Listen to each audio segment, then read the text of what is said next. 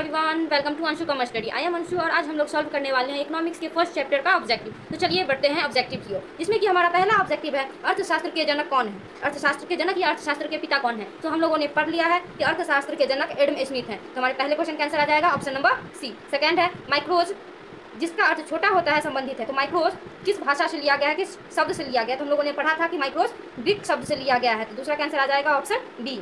हमारा तीसरा क्वेश्चन है निम्न में से किसमें निजी एवं सार्वजनिक क्षेत्र का सह अस्तित्व होता है। मीन्स कौन सा ऐसा क्षेत्र है जिसमें निजी और सार्वजनिक दोनों के लक्षण होते हैं। तो हम लोगों ने पहले ही पढ़ा था कि मिश्रित अर्थव्यवस्था में निजी और सार्वजनिक दोनों प्रकार के लक्षण होते हैं। तो ऑप्शन सी इसका सही आंसर हो जाएगा। अगला है कीमत सिद्धांत का दूसरा नाम। तो हम लोगों ने पहले ही पढ़ रखा है कि व्यक्तिगत अर्थशास्त्र को कीमत सिद्धांत भी कहा जाता है। तो हमारे चौथे क्वेश्चन का आ जाएगा आंसर ऑप्शन नंबर डी।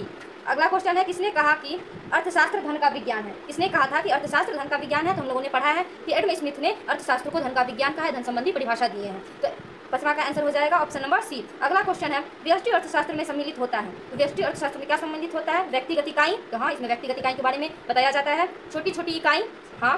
व्यक्तिगत मूल्य निर्धारण, इसमें व्यक्ति का मूल्य निर्धारण किया जाता है, व्यक्ति के द्वारा मूल्य निर्धारण किया जाता है। तो ये तीनों ऑप्शन सही है, मतलब इसका आंसर आ जाएगा ऑप्शन नंबर डी, उपरोक्त सभी। तो छठा का आंसर आ गया ऑप्शन नंबर डी। चलिए बढ़ते हैं अब आगे की ओर। हमारा अगला क्वेश्चन है व्यष्टि अर्थशास्त्र अध्ययन है। व्यष्टि अर्थशास्त्र में क्या अध्ययन होता है। जैसा छठा क्वेश्चन था वैसा ही सातवां भी है। तो चलिए देखते हैं इसको।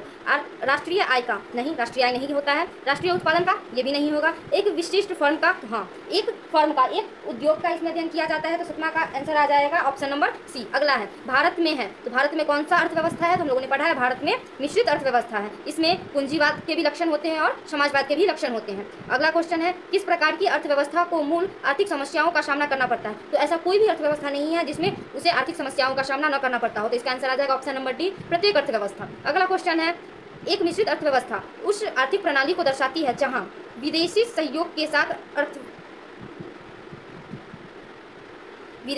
के साथ अर्थव्यवस्था कार्य करती है। केवल निजी क्षेत्र सरकार के नियंत्रण में संचालित होता है।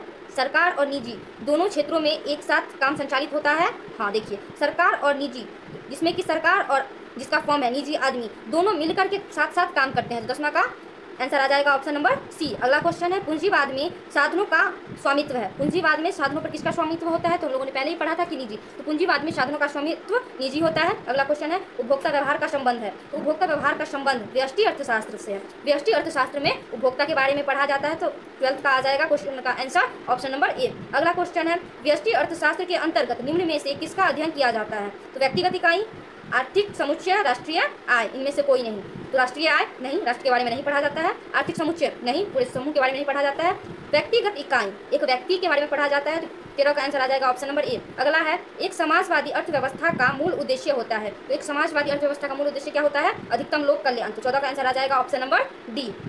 अर्थव्यवस्था है, अर्थव्यवस्था क्या है, यह एक आदर्श विज्ञान भी है और वास्तविक विज्ञान भी है। तो हमारा आ जाएगा आंसर ऑप्शन नंबर सी। अगला है अर्थव्यवस्था को वर्गीकृत किया जा सकता है। तो अर्थव्यवस्था को कितने भागों में बांटा जा सकता है। तो हम लोगों ने पढ़ा है अर्थव्यवस्था को 3 भागों में बांटा जा सकता है। कौन कौन, पूंजीवादी, समाजवादी और मिश्रित। तो हमारा आंसर आ जाएगा उपरोक्त सभी। अगला है निम्न में से धन की विशेषता कौन सी है। तो उपयोगिता, हाँ धन उपयोगी होता है। सीमितता, हाँ धन एक सीमित साधन है, यह सीमित होता है। हस्तांतरणीय मीन्स धन को एक जगह से दूसरे जगह ले जाया जा सकता है। तो ये तीनों ऑप्शन सही है, मतलब हमारा आंसर हो जाएगा ऑप्शन नंबर डी, उपरोक्त सभी। हमारा अगला क्वेश्चन है आर्थिक क्रियाओं के निम्न में से कौन से प्रकार है। मीन्स आर्थिक क्रियाओं में कौन सा प्रकार है। तो आर्थिक क्रिया उत्पादन, हाँ आर्थिक क्रिया है। उपभोग, हाँ ये भी आर्थिक क्रिया है। विनिमय ये भी है। निवेश ये भी है। मतलब हमारा आंसर हो जाएगा ऑप्शन नंबर डी, उपरोक्त सभी। एडम स्मिथ ने अपनी पुस्तक an inquiry into the nature and causes of wealth of nation किस साल में प्रकाशित की थी। तो हम लोगों ने पढ़ा है कि ये बुक कब प्रकाशित हुई थी। एडम स्मिथ ने इसे 1776 में प्रकाशित किया। तो इसका आंसर हो जाएगा ऑप्शन नंबर ए, सन 1776। अगला क्वेश्चन है निम्नलिखित में से सभी आर्थिक क्रियाओं का आदि तथा अंत किसे कहा जाता है। तो हमारा आंसर हो जाएगा ऑप्शन नंबर बी, उपभोग। आर्थिक क्रियाओं के अध्ययन के संदर्भ में अर्थव्यवस्था को 2 शाखाओं व्यष्टि और समष्टि में किस अर्थशास्त्री ने विभाजित किया। तो हम लोगों ने पढ़ा है कि रैगनर फ्रिश ने अर्थव्यवस्था को 2 भागों में बांटा था, एक माइक्रो और मैक्रो। तो हमारा आंसर हो जाएगा ऑप्शन नंबर सी, रैगनर फ्रिश।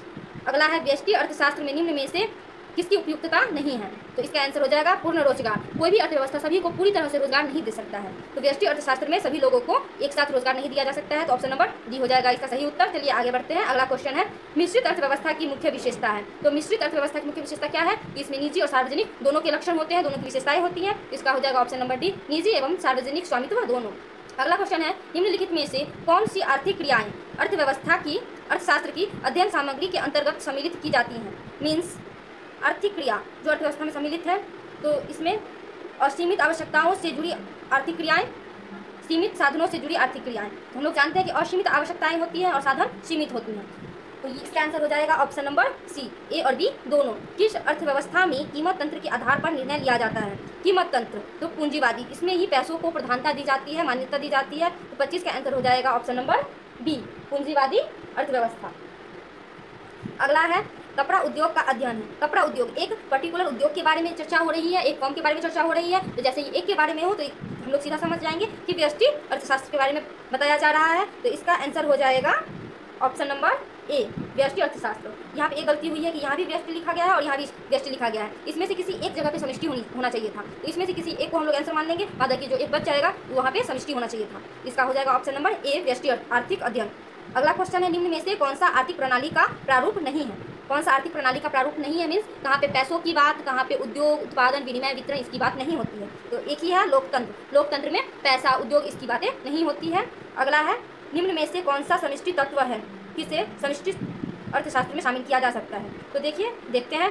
मांग की लोच, हम लोग जानते हैं मांग के बारे में व्यष्टि अर्थशास्त्र में पढ़ा जाता है। पूर्ति की लोच ये भी जानते हैं व्यष्टि अर्थशास्त्र में। एक वस्तु की कीमत, एक वस्तु के बारे में व्यष्टि अर्थशास्त्र में पढ़ा जाता है। तो एक ही ऑप्शन बच गया मुद्रास्फीति, जो कि हमारा समष्टि अर्थशास्त्र में आ जाएगा। तो चलिए बढ़ते हैं अगले क्वेश्चन की ओर।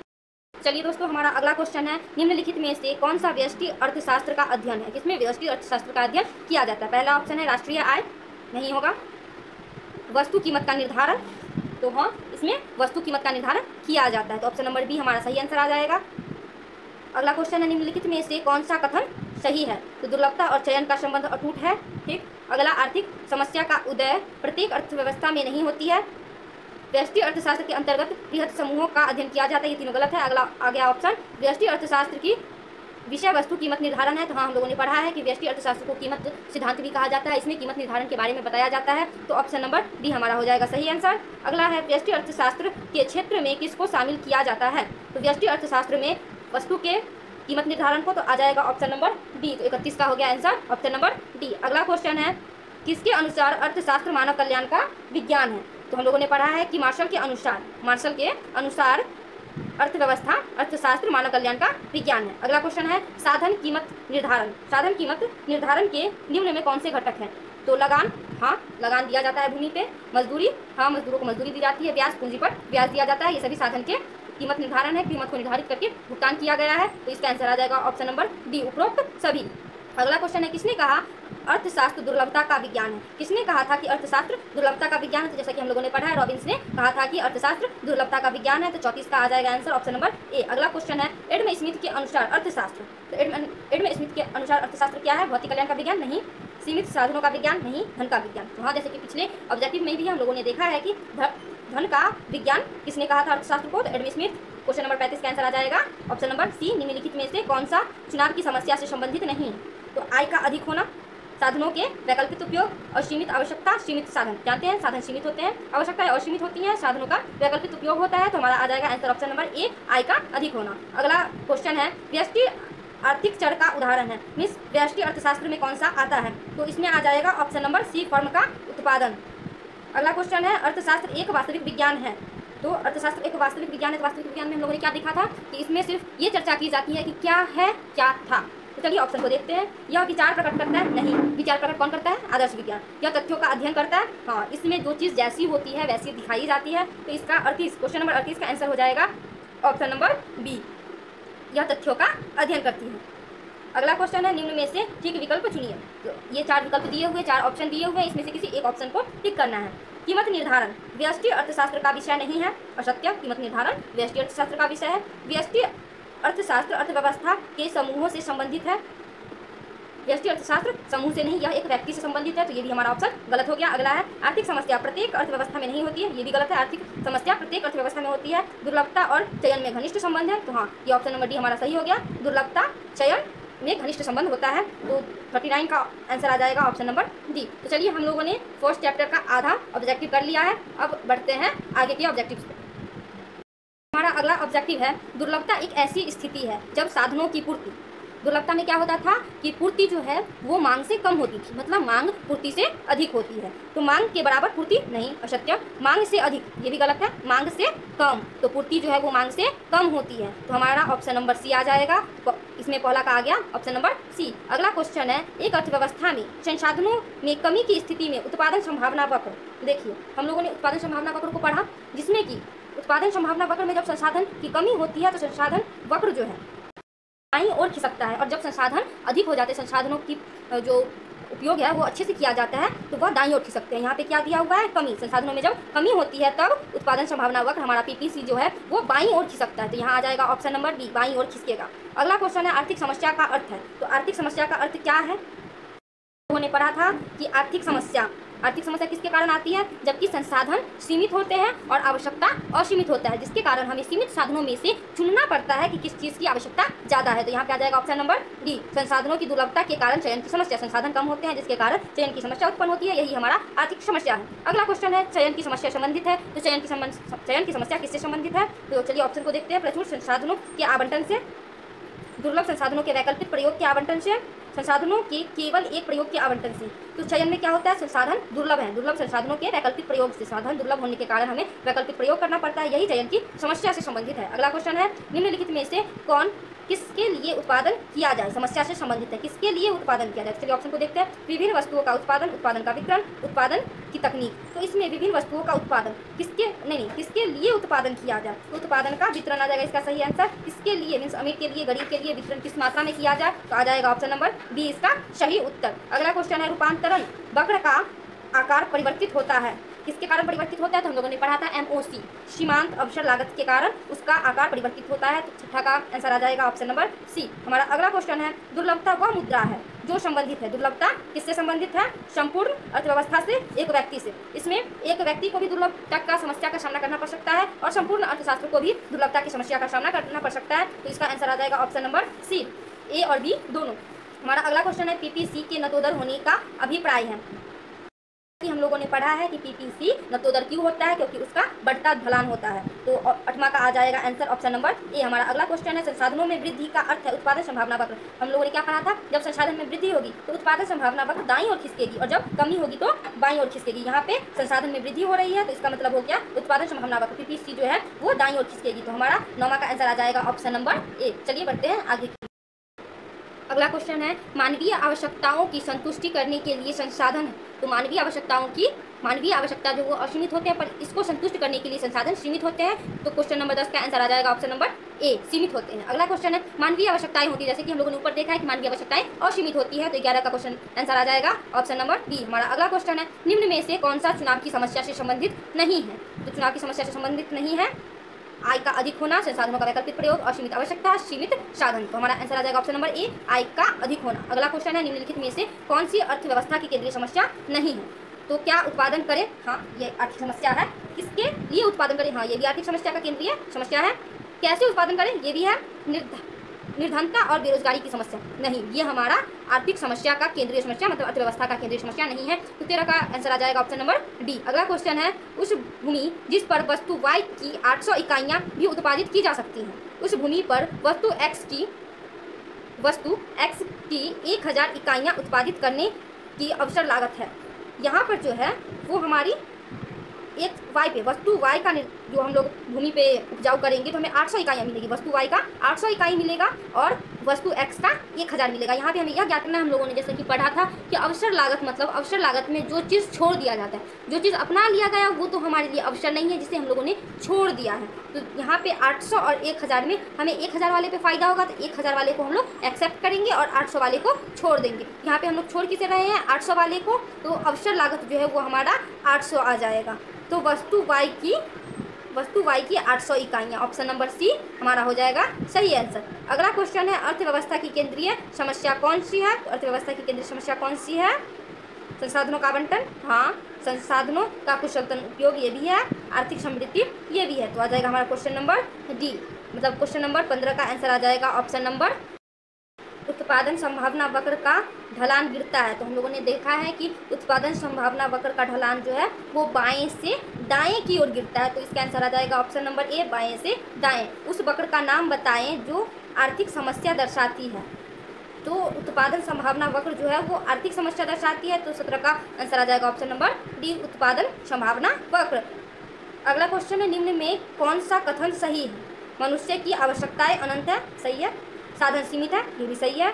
दुर्लभता की समस्या चयन को जन्म देती है, ये भी सही है। तो हमारा आंसर आ जाएगा ऑप्शन नंबर डी, उपरोक्त सभी। अगला क्वेश्चन है उत्पादन संभावना वक्र अक्ष की ओर नतोदर, अक्ष की ओर नतोदर, अक्ष की ओर समांतर और अक्ष की ओर लंबवत। हम लोगों ने पढ़ा है कि अक्ष की ओर नतोदर होती है। तो 19 का क्वेश्चन का आंसर आ जाएगा ऑप्शन नंबर ए, अक्ष की ओर नतोदर। हमारा अगला क्वेश्चन है दुर्लभता की समस्या इसलिए उत्पन्न होती है क्योंकि हमारे साधन जो है वो सीमित है। दुर्लभता की समस्या क्यों उत्पन्न होती है? क्योंकि साधन सीमित है। तो 20 का आंसर आ जाएगा ऑप्शन नंबर बी। हमारा अगला क्वेश्चन है आर्थिक समस्या मूलतः किस तथ्य की समस्या है? तो आर्थिक समस्या वह क्या है? चयन की समस्या, उपभोक्ता चयन की समस्या, फर्म चयन की समस्या। तो आर्थिक समस्या चयन की समस्या है। 21 का आ जाएगा ऑप्शन नंबर ए। साधनों की तुलना में आवश्यकता होती है। तो साधनों की तुलना में किसकी आवश्यकता होती है? चलिए देखते हैं। साधन जो है वो असीमित, सीमित, शून्य। साधनों की तुलना में आवश्यकताएं, वो आवश्यकताएं जो है वो असीमित होती हैं। तो आ जाएगा आंसर ऑप्शन नंबर ए, असीमित। अगला क्वेश्चन है साधन की प्रमुख विशेषताएं कौन सी है? साधन की प्रमुख विशेषताएं कौन सी है? यह मानव आवश्यकताओं की तुलना में सीमित है। इसका वैकल्पिक प्रयोग संभव है। ऑप्शन सी में है ए और बी दोनों। तो हमारे 23 का आंसर आ जाएगा ऑप्शन सी, ए और बी दोनों। सभी आर्थिक समस्याओं का कारण है। सभी मतलब आर्थिक समस्या का क्या कारण है? असीमित इच्छाएं, सीमित साधन, विभिन्न प्रावधान। क्या आंसर हो जाएगा ऑप्शन नंबर डी, उपरोक्त सभी। उत्पादन संभावना वक्र की धारणा जुड़ी है। तो उत्पादन संभावना वक्र की धारणा सैमुअल्सन से जुड़ी हुई है। कौन सी एक अर्थव्यवस्था की केंद्रीय समस्या नहीं है? तो बेरोजगारी और गरीबी जो है वो आर्थिक समस्या नहीं है, केंद्रीय समस्या नहीं है, क्योंकि बेरोजगारी और गरीबी इंसान खुद पैदा करता है। उत्पादन संभावना वक्र का ढलान होता है बिंदु ओ, मूल बिंदु की ओर नतोदर। हम लोगों ने पढ़ रखा है कि उत्पादन संभावना पीपीसी का ढलान जो है वो नतोदर, पीपीसी जो है वो मूल बिंदु ओ की ओर नतोदर होता है। तो इसका आंसर हो जाएगा ऑप्शन नंबर सी। अवसर लागत का अर्थ है, अवसर लागत हम लोगों ने पहले ही पढ़ रखा है। तो दूसरे सर्वश्रेष्ठ वैकल्पिक प्रयोग के लिए त्याग का मतलब है जिस चीज़ को, जिस वस्तु को, जिस अवसर को हम लोग छोड़ देते हैं उसकी जो लागत होती है वही दूसरे मतलब अवसर लागत होता है। तो इसका आंसर आ जाएगा ऑप्शन नंबर ए, दूसरे सर्वश्रेष्ठ वैकल्पिक प्रयोग की लागत। अगला क्वेश्चन है आर्थिक समस्या की उत्पत्ति के लिए संसाधनों की दुर्लभता के अतिरिक्त अनेक होते हैं। तो संसाधन दुर्लभ होने के कारण इसके वैकल्पिक प्रयोग होते हैं। तो 29 का आंसर आ जाएगा ऑप्शन नंबर सी। हमारा अगला क्वेश्चन है क्या उत्पादन करना है कि समस्या संबंध है? क्या उत्पादन करना है, इसका समस्या किससे संबंधित है? तो उत्पादन की विधि के चयन से, आय तथा धन के वितरण से कौन सी वस्तु सेवा का उत्पादन किया जाए। तो क्या उत्पादन करना है मीन्स कौन सी वस्तु का उत्पादन करना है। तो इसमें कौन सी वस्तु का, कौन सा सेवा का उत्पादन करना है, इसका समस्या होता है, इसका निर्धारण किया जाता है। तो 30 का आंसर हो जाएगा ऑप्शन नंबर सी, कौन सी वस्तु तथा सेवाओं का उत्पादन करना है। तो हम लोगों ने पहले चैप्टर से जितने भी ऑब्जेक्टिव क्वेश्चन थे सबको सॉल्व कर लिए हैं। तो चलिए अब बढ़ेंगे अगले चैप्टर की ओर। तो हम लोग पहले अगले चैप्टर के थ्योरी को पूरा पढ़ेंगे, समझेंगे, उसके बाद उसके भी सारे ऑब्जेक्टिव को करेंगे। तो आज के लिए बस इतना ही। धन्यवाद।